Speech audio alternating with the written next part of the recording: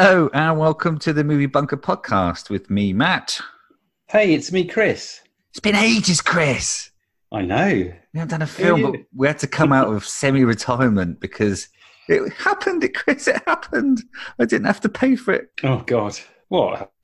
the film, Holmes and Watson, before anyone goes. I was just going to say, what on earth are you talking about? My special purpose. I got to use my special purpose. The big one dropped, didn't it? It did. Big time. And I was very happy. Overexcited I was. The Razzie-nominated, multiple award-winning, or Razzie award-winning Holmes and Watson dropped, and we kind of had to bin off whatever we had planned, which was, I think, Jupiter Ascending. It was like, no, that can wait. This is now, here and now. Yeah, we need a piece of Holmes and Watson action. I was so excited, and people kept telling me. I kept saying, because I was waiting, because I have a short memory span, so I have to watch it as close to recording as possible.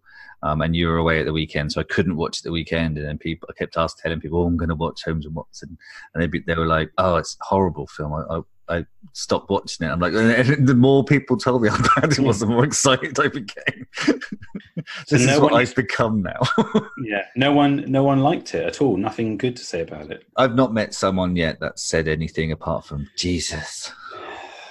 Well, we're here to find those little nuggets of positivity, I guess, out of these critically panned movies. That's what the Movie Bunker is all about. Am I right? You are right. That's what we do. Well done. You did The Who without us having to artificially segue into it. Yeah, and we do get the help of some pretty good guests from the movie world, or certainly the movie journalism world. So we've had some friends join us on the podcast every other episode. If you're a subscriber to the podcast, then you'll know. But obviously, every other week, or as close to that as possible, we get someone from the movie business to talk about their critically panned movie that they defend the honour of. So basically, they pick something that their peers or their colleagues dissed, and they pick out the good stuff about it, which is kind of what we're all about, which is what I just said at the very beginning of that sentence. Yeah, it's like when we do the review section and we find those 10 out of 10s, we end up just interviewing that person about the film is fundamentally what happened. Yeah, so you have some great ones. So if you haven't already and you're new to the podcast, go into the vaults or into the bunker, if you like, and download our back catalogue, because there's loads of great guests, and some of them actually come back as well for a second helping.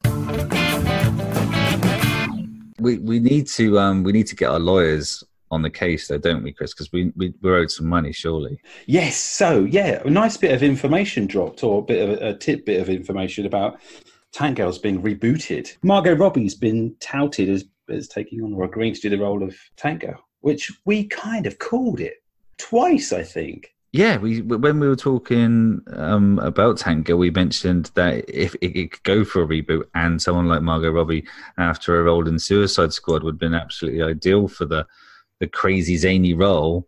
And she's Australian. And someone listened and they've gone and done it. I wonder if they'll include the kangaroo penis this time, though. I reckon they will, because if they've got any sort of commitment to the source material, then there's definitely got to be kangaroo penises.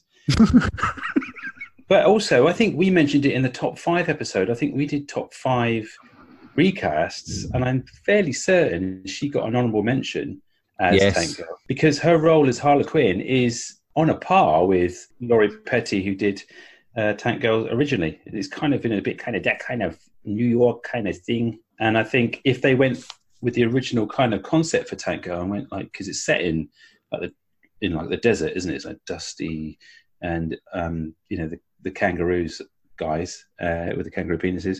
It's kind of got an Australian outbacky type feel, Mad Max feel to it. So she retains the original accent. That probably be a nice touch. I can see her in the role, but of think maybe I would prefer that they maybe went with someone maybe a little bit a bit of an unknown. But there you go. But I was really chuffed with that. I thought, yes, hopefully, we do have listeners. Well, if the film industry are working through our top 5s, then we got some good stuff coming. Yeah, and also the pitch as well. The new kind of segment we do on the interview podcast. Yeah, we definitely need to hire some lawyers. We're going to make it big, mate. We'd be able to afford to get some proper merch like stickers and keyrings and stuff like that. Oh, can you imagine a keyring? I can't wait to get myself a keyring. The other thing that happened to me a couple of weeks ago, sorry to interrupt you, was we talked about Pointless Love a bit Pointless. A fantastic game show, British game show, which basically, if you've not seen it before and you're not from the UK, it's basically you have to pick an answer to a question or a category, which not like the least recognised or less famous answer.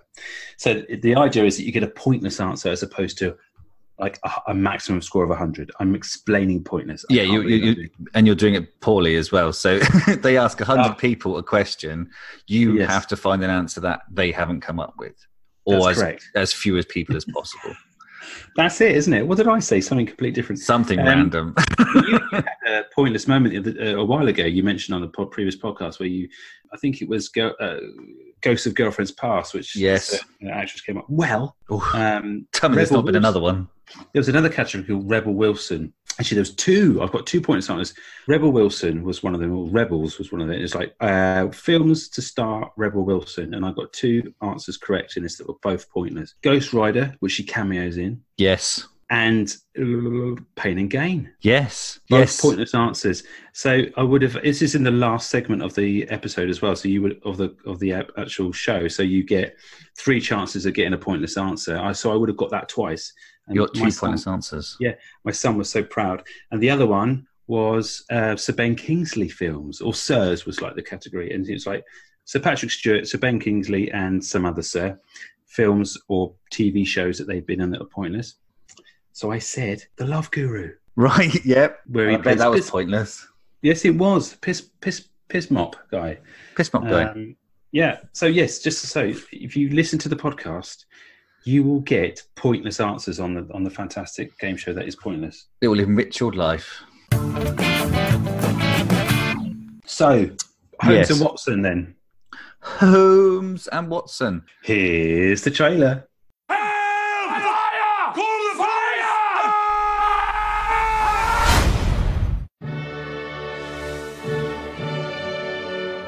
Your Majesty, may I present to you the greatest detective of all time, Sherlock Holmes, and Dr. John Watson. I love you. Watson? Oh! What a looker, right? She is stunning.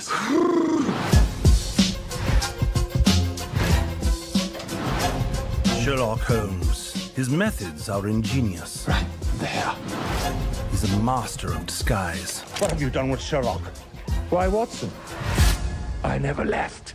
Oh, amazing.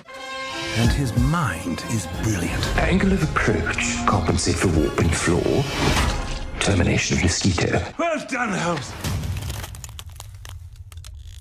Oh my God! Watson, stop panicking!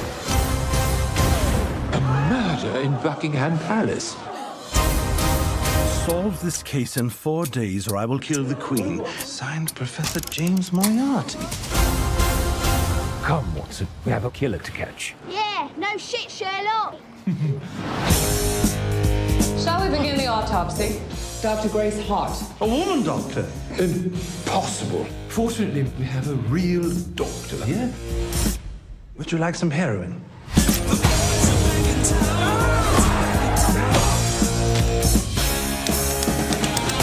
I have 2 days left to live. Solve this case. Her Majesty, would you mind if we had a picture together? Watson? Who's going to take the photograph? I will take it. You see, it's sort of a self-photograph. He's a real fan. I swear, I never do this. Hey, girl! Hey, girl. Over by the window, the lighting's much better. Yes. Oh my God! Mother of shit! It looks good on the trailer, doesn't it? I mean, you have to say. What went wrong?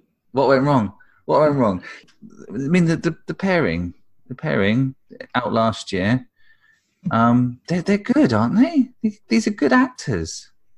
Yeah, John C. Reilly and the other chap, Will Ferrell. They're basically together. They kind of have formed themselves a little comedy duo. Yeah, so we got like Talladega Nights, which I love as it makes me like pee a little bit in laughter because it's so utterly insane and ridiculous in so many of the scenes that it's just brilliant. Step Brothers, which is again, that's maybe a guilty pleasure one because that's not generally seen as a very good film. But I totally love that. It's very watchable. I watch it a lot. I've seen it like recently. It's been on Comedy Central a couple of times, and I've just stuck with it because it's got some good moments. And I think the reason why is because John C. Reilly just is sublime in that role. Will Ferrell, I can take or leave. He's kind of he's gone out of favour with me a bit, but John C. Reilly just gets better and better. I mean, not even just comedy roles, but serious roles, everything in between. He's just a fantastic actor. So what I mean, this film, it was, I guess, on paper was going to be like some sort of. Oh, it's a slam dunk on paper. Absolute slam dunk. I mean, the director, you got him. Ethan Coen, basically. Yeah. I don't think he's related to the Coen brothers, is he? I don't think so. that would be embarrassed. But he's not really he's not got a great kind of filmography behind him. He's done like Men in Black 3, or he's been co-writer or co-producer on it. He's not exactly sort of directed very many films. So yeah, but he's done good stuff. I mean, Men in Black 3 probably the worst of them. He's done Tropic Thunder and Madagascar 2, Escape to Africa. Great films. Great films. And he's done some TV films as well, hasn't he? Yeah, lots and lots of TV. But yeah, and more writing than anything else. I think. Am I in the writing section? Yeah, he's kind of he writes a lot of it, or co-writes, and is kind of producing. But it seems like he started. Oh, and Idiocracy, which is a great film, which is almost turning into some sort of documentary about the times we're living in right now. I don't know if you've ever seen it. I've never seen it. It's a 2006 film. It's brilliant. It's really, really good about how the world gets, like, this guy, this really average intelligence guy gets frozen and then woken up in the future, and but he's just held as a genius because, like, of the dumbing down of everybody's just accelerated whilst he's been asleep, so that this just guy with like below average intelligence now is seen as like a world conquering genius when he wakes up. That's interesting. But yeah, I mean, the opening like sequence is just brilliant because it's just got like these two families, and it's got like this middle class family that are waiting for the right time to have kids, and then they can't really have kids, and then whilst they keep sort of cutting these documentary sort of scenes of them interviewing this couple about, so then there's this other guy that's just out, like he's like a trailer trash type guy, just out there fucking having kids, and like there's like his family tree going. All the other people are just like slowly getting older and more wizened and can't now have kids, and they're like infighting and stuff, and yeah, it just sort of like, and slowly these people just breeding and inbreeding and breeding, and, not caring about their kids and education and stuff, and it's a really good film, the premise is slightly better than the film, if you know what I mean. It's like it kind of loses its way halfway through, but still worth a watch. Then Tropic Thunder was really good. No one can argue that film was amazing. Madagascar was good. Men in Black 3 was a bit, and then Get Hard, and then Holmes and Watson. So it's okay. So I might have to check out at least one of his other movies, and that I've not seen. Yeah. Should we touch on the cast? Because the cast, I mean, I knew there were some big people in this movie, but I didn't realise it had the kind of the talent on screen that it has, because obviously we've mentioned Will Ferrell and John C. Reilly, which in their own right should be able to do something pretty spectacular on screen. Yeah, they should be able to carry any film on their own, really. You get Rebecca Hall, who you've seen in a lot of stuff, Iron Man 3, one thing, but she carries a lot of lead roles herself as well. Rob Brydon might not be familiar with people over on the other side of the pond, but Rob Brydon's a great British comedic actor who can add tone and gravity to anything. He's fantastic. Yeah, if you want to see his back catalogue, check out Gavin and Stacey. He's brilliant in that. Yeah, he's just sublime. Kelly MacDonald, notably, probably everyone would remember from Train Spotting, and great Scottish actress. A couple of other people Boardwalk Empire as well, I think, for the people across the pond. She was in that. Yeah. And I think she was the voice of Brave as well. She was indeed, and she was in a quite a recent Black Mirror episode too. Pam Ferris, who we would recognise as played Queen Victoria. She's pretty decent in the majority of everything she does. And you get some big people like Ralph Fiennes. Sorry, Steve Coogan's not even listed here. Yeah, I think he must be down the list quite far. But yeah, Steve Coogan has a pretty cool part in this. He does, I think, a pretty good job with what he's got. But Ralph Fiennes was the big surprise for me because what the heck was that all about? I mean, he hardly says anything. Yeah. He plays Professor James Moriarty, so you would think this would be a major good speaking part or role, but he says fuck all in this. He plays Moriarty and the sort of lookalike guy, which I didn't really know where that was going and what the point of that was. There was no point to it. It was a fake kind of doppelganger that he hires to play himself. It's confusing. So the plot of this is basically there is no plot. Essentially, well, there is a plot. There is a plot, but like it's a humorous take on Sir Arthur Conan. Debatable. Conan Doyle's classic mysteries featuring Sherlock Holmes and Dr. Watson. So it's a humorous take. So there you go. That's it in like a nutshell plot synopsis. They don't actually bother to give you any plot or plop on any of the IMDb or Rotten Tomato. It's just basically that this is a film that is about... It's a humorous film, they say. These two characters, and fill in the blanks if you can, because we don't fucking know what happens in this movie. It's suffice to say, anyway, that there is content in this. It's an hour and a half long, yet it's all over the place, isn't it?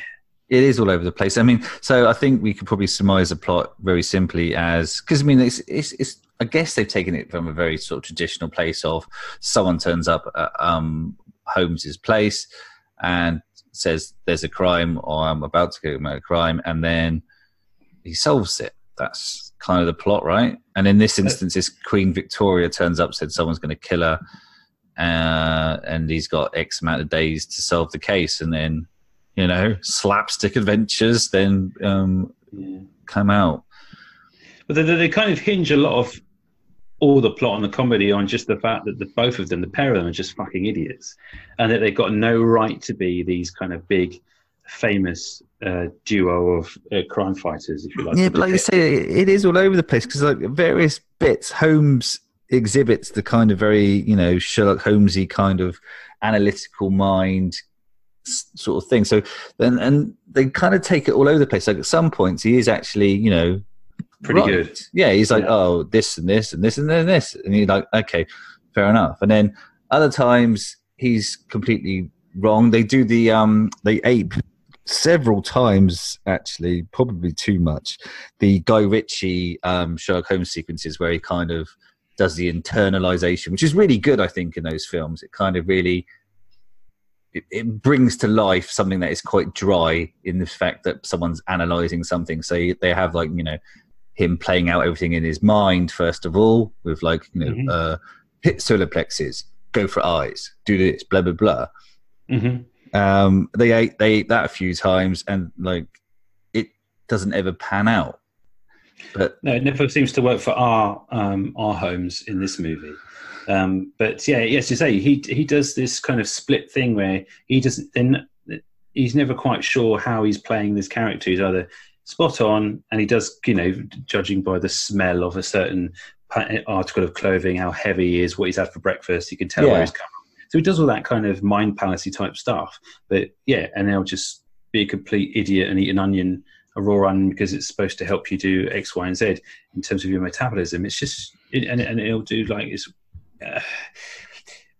Apart from that, the Watson character, John C. Reilly, is the big wasted opportunity, because I think at least he's consistent though. He's like consistently, he plays that sort of wonderful naive stupidity, and he does that. He plays that kind of character well, but there's just no material for him here, really. But I think the problem is, I think the material is all. Well, it seems to me like there was a script of sorts, but they wanted to let those two basically create the comedy in terms of improv, I reckon. And you can see and feel some of it is just where they've had 100 takes at something, and they found the most sort of half decent version. The one in focus. Yeah. Was it just me, or like was the overdub on this film, like especially on Will Ferrell's Holmes, was really, really obvious, especially at the start. So I think he probably had a couple of stabs at the English accent and then just kept layering it over the top of the soundtrack, because his voice seems to be completely detached from his mouth and the film.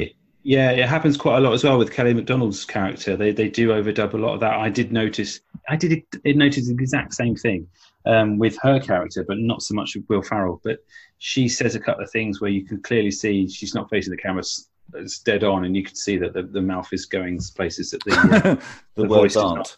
Yeah, but I think there's plenty of overdubs. But just to get back on what John C. Reilly theme, because I just wanted to say that basically if they switched this role, if they'd actually gone with him being the smart character, dry, intelligent, basically picking up after Will Ferrell, so that kind of dynamic, him being a bumbling idiot and actually just being the face and the poster boy for this kind of detective agency, if you like, and John C. Reilly being behind the scenes, being the brains, then it could have worked. But they had this dynamic, which was a weird squash of two Dinlows. It really didn't work. Have you seen that film, which has got Michael Caine in it? Yes, the Ben Kingsley Michael Caine Without a Clue, where it flips it, doesn't it? Like you say, Michael Caine is the figurehead but is an idiot, and Ben Kingsley is the Dr. Watson who's actually solving everything and feeding him. They should have just done basically a remake that dynamic, and it would have been like instantly 100% better, I think. Even if some of the storytelling and some of the comedy beats was like just like a remake, it would have made sense, because the two of them on screen together are good, and it's just a wasted opportunity. One of the bits of trivia I read is that Sacha Baron Cohen was actually in the running to play. And I would guess that would have been, like you say, a switch of roles there. I imagine he would have been the Holmes and then Farrell would have been the Watson. That may have worked a bit better, I think, maybe potentially. But that was stuck in some sort of development hell, and then obviously they just sort of thought, let's stick these two together and just hope it floats, really. And it doesn't, does it? No. I mean, like, the jokes, for what they're worth, there are plenty of them. They do tend to get signposted. I actually wrote in my notes there at the start that Watson's sitting there going, okay, that's my manuscript done. All I need to do is let the ink dry. And he's like, oh, God, what's going to happen instantly. It's like, oh, something's come in and now it's all over the floor and la la la la la. Yeah, as soon as he says it's my only copy, this is the only one I have. It's gone. Yeah. He sets it on fire, doesn't he, or something? Yeah, I can't remember exactly how that planned out. I think I may have been crying a little bit at that point. Yeah, there's a couple of things where they, you said about the signposting stuff. They do make these ridiculous, like, modern comments or current modern comments about Trump and the presidency and women in film and pay, which is quite tongue-in-cheek, but it's like a fucking hammer to the testicles, isn't it, in terms of how it's delivered? It's like it should be like a little winky nod, and you go, "Oh, it's true," because da-da-da-da. But it's just like they take it, and then they, when people over-explain something, like this podcast, they just like absolutely beat something to death because they're like, oh, and because of, who would ever, we need someone in the White House that's a businessman. Imagine that happening. And there was also like 3 or 4 jokes where they're just describing modern things. And like, there's a really sort of long sex sequence after them been out of the piss the night before, where he's just describing House of Pancakes. He's like, what I like is cakes, like a big stack of cakes. One day we should maybe build a restaurant and we can stack them up and it'll be the House of Cakes. And it's like, that's not funny. Then there's the fight scene where they reference pay-per-view. Oh, God, yeah. And then another one where they do the selfie, and then you're like, this doesn't work. Your Majesty, do you think I could have a picture of us together? But who's going to take the photograph? Oh, no, I'll take the photograph. You see, it's a type of a self-photograph. I can take it, and I will be in it also. You know what? I find to take the most attractive photographs, you need to purse your lips together like a duck-billed platypus. Platypus face, chins up. Hey! Hey! Hey, girl! This is so old. Yeah. It's not even like last selfies were a thing. I know it's still a thing, but they were a big thing. You know, everyone took the piss out of them back like 10 years ago, right? But we're making like a satirical look at selfies last year is just a bit pants, isn't it? Yeah, it's not exactly finger on the pulse time, is it? No, but there's this thing that happens about 40 minutes in where the energy and whatever energy it has, but the goodwill that you apply to this movie as it starts just becomes bone dry, because after that 40-minute period, there's nothing to stick around for, because eventually everything will play out as you would imagine.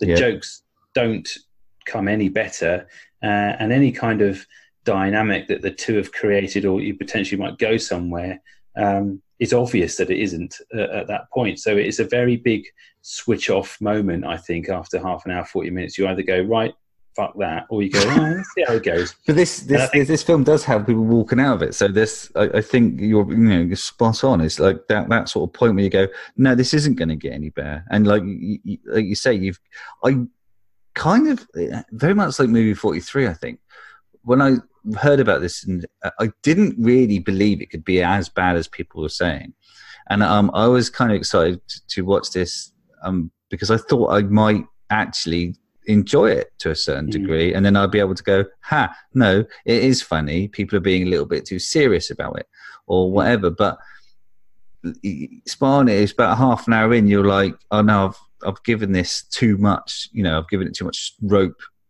to sort of hang itself with, and hang itself it does. The only thing I could say, I'm just looking at a still.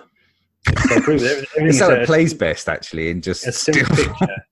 I noticed that the sets and everything and the costumes and everything look pretty good. Production values are high, yeah. Oh, yeah. Well, I say that. There was that weird bit. So after the selfie scene, they knock out Queen Victoria, and then they're trying to get rid of the body, but it's like the worst fake body that you've ever seen in your life. It's like it's not even like human shape. It's clearly flat. Yeah. I don't know whether that was intentional. Was it just to look so bad? Yeah, maybe not. I don't know. It's a scene where they're cleaning the body of the guy that was baked in the cake, and they do like a parody of Ghost with the Patrick Swayze pottery scene with. Oh yeah, there's various weird bits in this. There's weird. There's the song as well, which came out of nowhere. Song, yeah, the musical section, which is it basically it's a bit like another film which I can't remember, where he thinks about his life and decides that being a prick to Watson isn't the best way to go, and to be friends, and he's in love with him as a friend, and he has this big musical number where he's crying, and he realizes what love is, and then basically goes and rescues him from certain death. Yeah, right. Yeah, that's it. But they do it in a scene like a bit like the Muppet movie, where there's just like a stuck in musical section for no real reason. It just feels weird, and everyone's singing. And what do you think? What of that particular section? It was. I actually said out loud on my own, and I don't often speak to myself alone. I just said like a fucking song now. It's because it was so out of tone, and not. And I think this is the problem with the whole film, is that conceptually there's some various bits that can work and can not work, but it wasn't funny. And like just being out of place doesn't make something funny. Like when we did the Love Guru, they had some song sections, and weirdly in that it was some of the best stuff, because the songs were kind of funny, or at least catchy. Whereas in this, it was just, oh look, a song. Oh look, ha. And I didn't know whether or not they were trying to take the piss out of a Disney film, or Well, I don't think the song, as you say, I don't think the song was actually played for laughs. I think it was supposed to have like this heartfelt moment because no one. They kind of visit a lot of the other characters that you've met along the way in this movie in this song scene, and they're all being quite genuine and sincere with their loved ones and stuff. It's kind of a weird, very weird, like take on that kind of genre where that sort of thing happens, but on a serious, in a proper musical. This seemed to just completely waste 2.5-3 minutes. Maybe they had to fill up some time. They're like, oh shit, this film's going to be 1 hour 27. We need to fill in the 3 minutes. They kind of wanted to. I feel like they wanted to, put this feeling of this that he was having across, would just not do it in a different way and inject something else into the movie. But this didn't work at all. I don't think anything works. I think that's such a shame because nobody works on this. Rebecca Hall does, I guess, all right. Yeah, she does all right with what she's given. She's like, basically, I think actually the reason that she comes across all right is she's kind of the only straight person in the whole entire film. Yes. Everyone else is zany and weird, and then she's like comes across as like the only foil to all this kind of thing. Steve Coogan is okay. I liked him for the brief scene that he was in it. Can I ask you a question? Since we do this podcast, we kind of our guests have taught us things, I believe, and ever since Amy Mormon's been on the first time round, I pay attention to the soundtrack in the film, and very much like the rest of this, I felt that this soundtrack for this film was like all over the show. Did you notice this at all?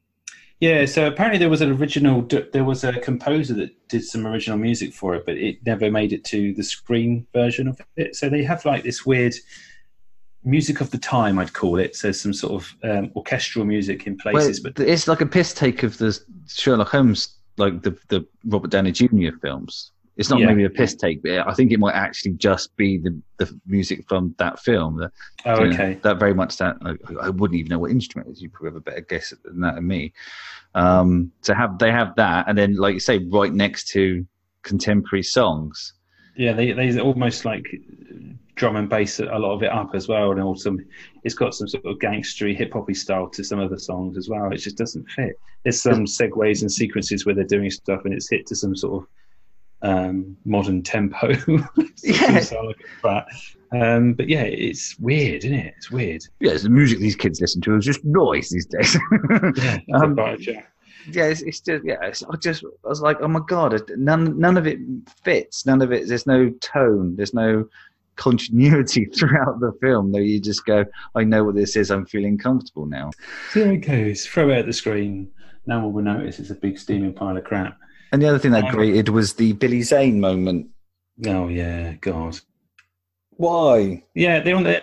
Yeah, but there wasn't any other cameos in the movie, so I don't see the point of that. They go on there. They basically they make this big joke about the Titanic being, being the unsinkable ship and everything, and everyone's going on to have a fantastic future that's boarding this, which is a bit tasteless, to be honest. I know.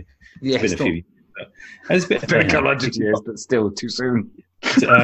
But Billy Zane pops up. Don't they actually refer to him as Billy Zane as well? Yeah. They don't he's not like a different character that's part of the crew or something. He's like, oh look, there's Billy Zane. Yeah, and they go, oh look, he's glorious. But then he's kind of playing the character that he did in Titanic, which is obviously why he's there at the Titanic bit. But they've already referred to him as Billy Zane, so they kind of smash down the fourth wall. Yeah, and then whilst they're smashing it down, they're trying to pretend that they haven't and piecing it together behind them. But it was horrible. I really wanted to like it. I really wanted to be one of the 5 people, one of the 3.8 out of 10 that enjoyed this in any way, shape, or form. I really, really did. I wanted to be controversial and different. I'm going through like a goth rebellion phase in my life. I want to be. I don't want to be like the rest of you people. And I really did. And I feel bad that I can't find a single good thing to say about this film. Well, I can say that basically, I think the set dressers and the costume designers did a fantastic job. It's a bit reach now, isn't it? You go, his shoes were nice, is kind of what you're saying. Yeah, and they tried hard. Did they try hard? No. What did it make money-wise? Let's move on. Well, let's see if we were that wrong. No, we're not that wrong. Okay, so its budget was 42 million, and I remember none of these budgets ever include the promotional stuff, which can easily be double what the actual budget is. It took 7 million in the opening weekend in America, grossed 30, and then cumulative worldwide took 40 and a half. So they made a loss on this film. Everyone made a loss in this film. I'd say the only good thing about it is the fact that it's 90 minutes long, but even that's just too long anyway, isn't it? 90 minutes. I mean, it's spot on. When we see shit films, they do tend to be that 1 hour and a half magic number, don't they? Yeah. It's like they know. It's like this is like the least we can get away with and still call it a film. However, we don't want to spend any more time than we possibly will have to by having this there. So yeah, good old 90 minutes. Dolby Surround 7.1, Aurora 11.1, IMAX. It was IMAX 6-track, and it's in color. So there you go. Which adds no value to it at all. Aspect ratio 2.39 to 1. Do you want to hear some gaffes and trivia or anything like that? Is that too No, brief? I want to go home. No. To be honest, it's the only reason I went through the whole of this film. I just said I got to watch all of this because if Chris comes up with a gaff or a trivia a bit that I've not seen, then I'll be most disappointed. I've got some crazy trivia for you anyway, whether you like it or not. It's coming out of my mouth. So according to Deadline, after disastrous test screening, Sony attempted to sell the film to Netflix, who declined. So they were basically trying to get themselves out of it. Speaking to Empire Magazine, Steve Coogan, who plays obviously Gustav Klinger, we talked about earlier on, who basically pops up and pops back again, said, "I think in 20 years' time, when the dust has settled and people are able to look at Holmes and Watson objectively, I think people will say it's still rubbish." Basically, everyone said it was shite. At Moriarty's trial, the judge draws particular attention to his gavel, which is his hammer. Yeah. Apparently, British judges have never used gavels. Is that correct? Oh, if it's true, then there's a lot of films that have that in there. I don't know about that. I don't know. Like the beginning of Porridge. Send him down. Do they? Okay, maybe it's not a gavel. Fine. Maybe it's just like it's something in the hand, isn't it? Like a little. Yeah. They have like a little knob. Yes. And they smash against the counter. They do. They have a little red, little wooden disc thing that they bang. Anyway, we'll have to Google that later. Yeah. The climax involves Queen Victoria aboard the Titanic. She died in 1901.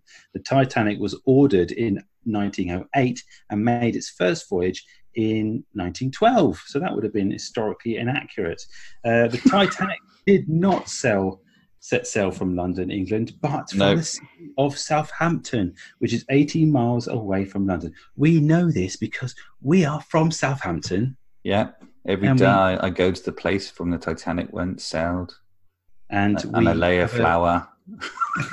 And we have a fantastic museum, the Titanic Museum, don't we, Matthew, in Southampton Town, where we live? Hey, that's a great museum. I've got a fact about the Titanic I'm going to share with you now. Even though the Titanic had 4 funnels, only 3 actually functioned. The last one was fake, built to balance the ship's lines and make it look more impressive. However, this last funnel did serve a function as a smokestack for the ship's massive galley. This is why when the Titanic is in shot, smoke can clearly be seen emanating from all 4 funnels. Wow, fake funnel. Round of applause. When Millie, this is a gaff, when Millie, who's his little cat friend that he's got, a woman who was raised by cats for some reason, is eating an onion, a close-up clearly shows that it is an apple wrapped in onion skin. Bastards. There you go. Really, there are. I had a relative die in the Titanic. Did you? Yeah. Oh, that's sad. Yeah, he was a young one. He was a cabin boy. Didn't make it out. Oh, that's sad. My My grandma had tickets to go on the Titanic because they were Canadian. But for some reason, and my dad has told me this, but I don't remember, they didn't go. They didn't go because my dad is alive and so am I. But apparently that was a big thing. They were due to go on the Titanic and they never went. See, that'd be a better story if we knew why. I can't remember why. There was the family were due to go on it, and I'll find out for the next podcast. Okay. All right. Yeah. Give us like a little, who do you think you are update. Yeah, but the thing is, if they had gone, there's a possibility that I wouldn't be here now doing this lovely podcast about Holmes and Watson. But how rich were they? Because how rich you were depended on how likely you were to survive. Yeah, that's a good point. I don't know. Maybe they had a bit more money because they were Canadian. I don't know. Who knows? So that's the goofs and gaffs and trivia for you. You're welcome. Review time. In the world of balance, and we're all about balance, we try to find, if we enjoyed it, then we try and find reviews that didn't enjoy it. If we didn't enjoy it, then we try and find some 10 out of 10s. And sometimes it's hard, but in this film there was a fair old few, wasn't there? Yeah, lots of people liked it because I think there's a lot of diehard sort of Will Ferrell and John C. Reilly fans out there, which I would say, I'm a fan of them, but I wouldn't stretch to writing a positive review based on the performance of them both in this movie. What have you got? You got a 10 out of 10? Obviously you have. And you go first. Would you like to go first or would you like me to go first? Either of those things I can do because I can listen and I can talk.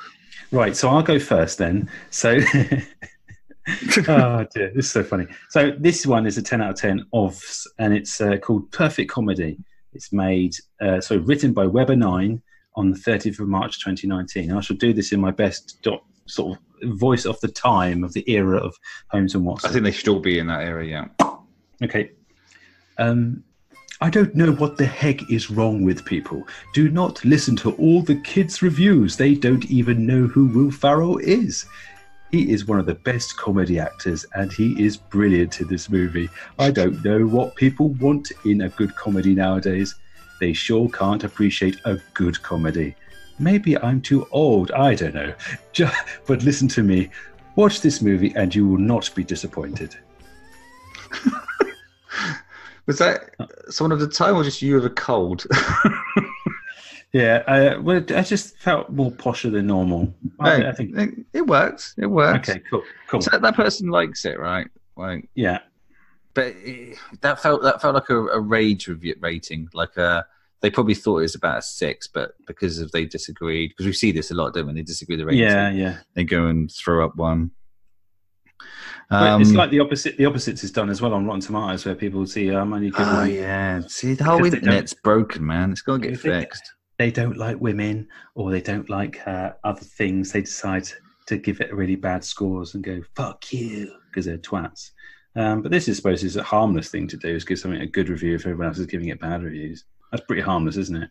Yeah. It's not. The other way around's got a bit of is a bit suspicious. There's a bit of hate there. It's better to be a lover than a hater. Let's hear yours then, Matthew.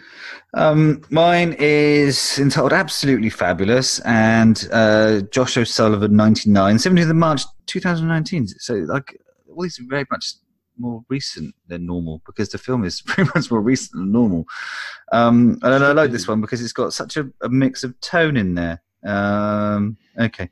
I don't really care about that hoi polloi American teenagers mostly will have no idea whatsoever as to what is going on during this incredibly humorous indulgence in Victorian polysyllabic obfuscation and ancient retro wonderfully British humour. Well done, Mr. Cohen, and do not be discombobulated by the awful 3.5 rating here, because I'm giving it a 10 and watching it again immediately after my morning herbal smoke. Break, lol, but true. So he's a pothead. So it's a pothead. Yes, they swallowed the dictionary. Well, I don't know if they swallowed the dictionary or just fell asleep on their keyboard because there's some spellings not like yeah awesome. Yeah, but they got the point across. Basically, I think the stand you are, maybe the more enjoyable it might be.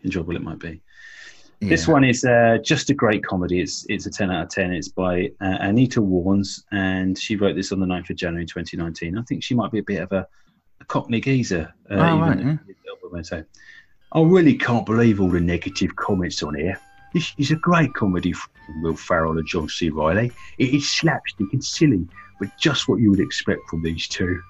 It isn't supposed to be an accurate portrayal of Sherlock Holmes, and I read one comment that read, "It isn't historically accurate." No, it isn't. It isn't meant to be. It's comedy. I would say if you love slapstick and you have enjoyed other films by these guys, then go and see it. I found it very funny and entertaining, and that's all it's meant to be.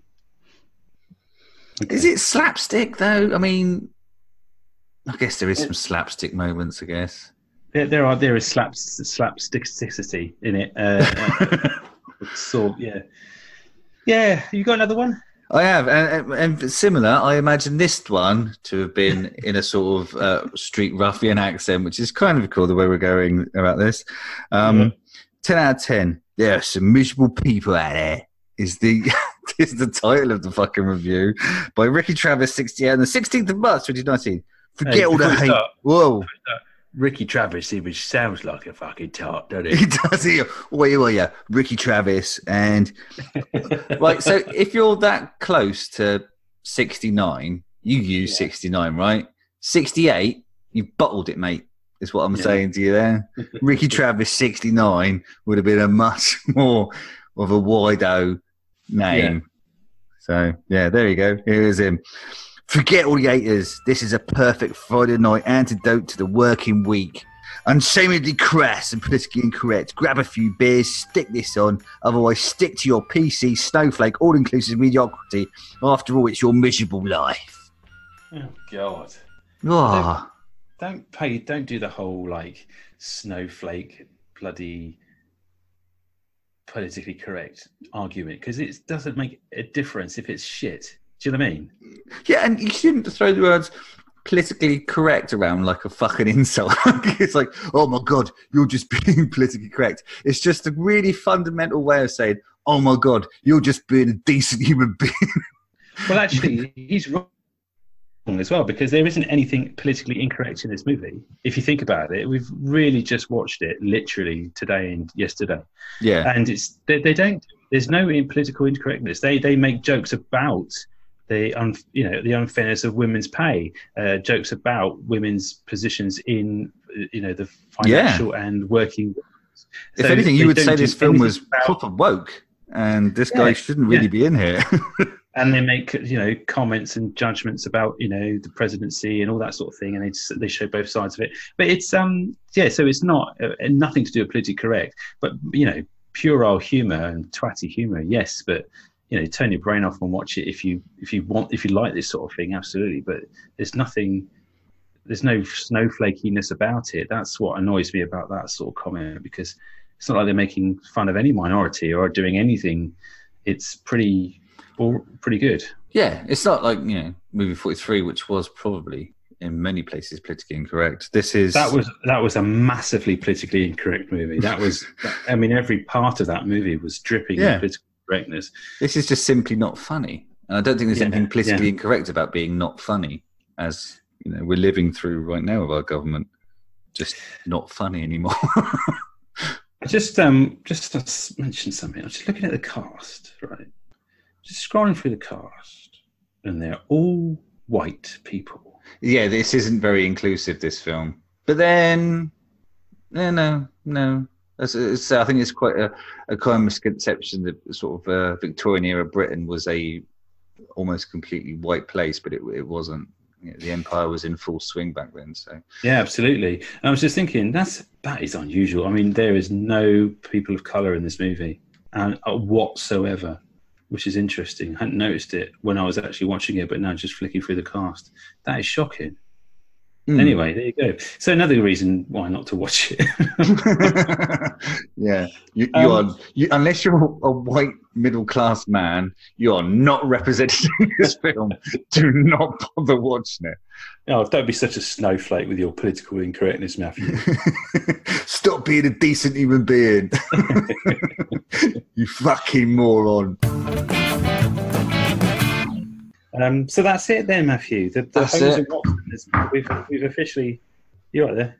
Sorry, I just knocked over a small. I don't really often question these things, but it looks like a sheepicorn, which is actually a lip gloss pot. Oh, what? A sheep or what? Well, it's a sheep, but it's got a unicorn horn and a pink tail, so I'm guessing it's a sheepicorn. Christ almighty. You said sheepicorn. I felt like it was some sort of weird Mexican dish. Oh, I wish I had a weird Mexican dish instead of a plastic half sheep, half unicorn in my hand right now.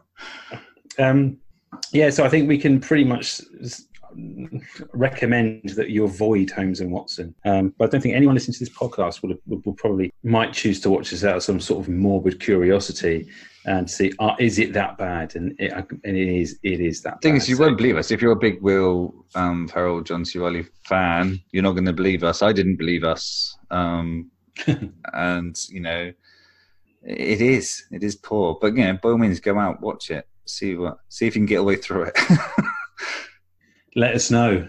Let us know if you manage to get. I think we should do like a sponsored Holmes and Watson watch where everyone posts in how far they got into the film before either losing the will to live or actually turning it off.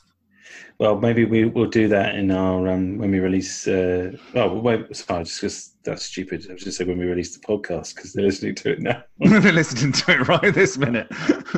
Oh my god!